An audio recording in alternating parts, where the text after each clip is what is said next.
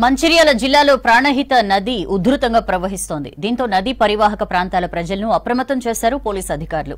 వేమనపల్లి మండలంలోని ముల్కలపేట గ్రామంలో NDRF team పర్యటించింది. వరదల సమయంలో ముందస్తుగా తీసుకోవాల్సిన జాగ్రత్తలపై ప్రజలకు అవగాహన కల్పించారు డీసీపీ భాస్కర్. వరదల సమయంలో ఎప్పటికప్పుడు అప్రమత్తంగా ఉండాలని సూచించారు. ఎటువంటి ప్రాణ నష్టం జరగకుండా ముంపు గ్రామాల్లో అన్ని రకాల చర్యలు చేపట్టామన్నారు డీసీపీ.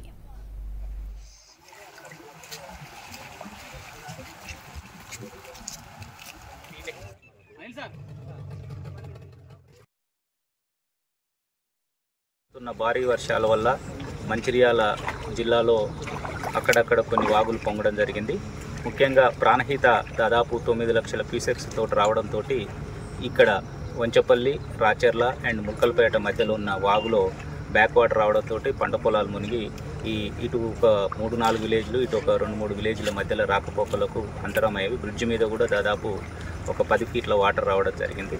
ఇక్కడ ఉన్న ప్రజలను ఫెసిలిటేట్ చేయడం కోసం గౌరవ రామగుండం కమిషనర్ గారి ఆదేశం మేరకు దాదాపు ఒక 44 మంది మా police disaster response force training తీసుకోవడం జరిగింది.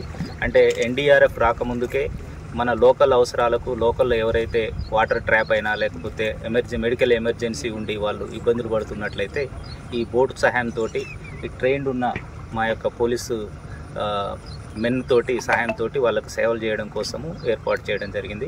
ఈరోజు ఈ ప్రాణహిత బ్యాక్ వాటర్స్లో ఉన్న ఈ గ్రామాల ప్రజలకు సర్వీసెస్ చేయడం కోసము ఇక్కడ ఏర్పాటు చేసినాము. ముఖ్యంగా దాదాపు 44 మంది ఒక 2 నెలలు ట్రైనింగ్ తీసుకొని ఉన్నారు. ఎన్డీఆర్ఎఫ్ ఎలా అయితే సుశిక్షితులై పనిచేస్తున్నారో ఇప్పుడు అట్లనే ఉన్నారు.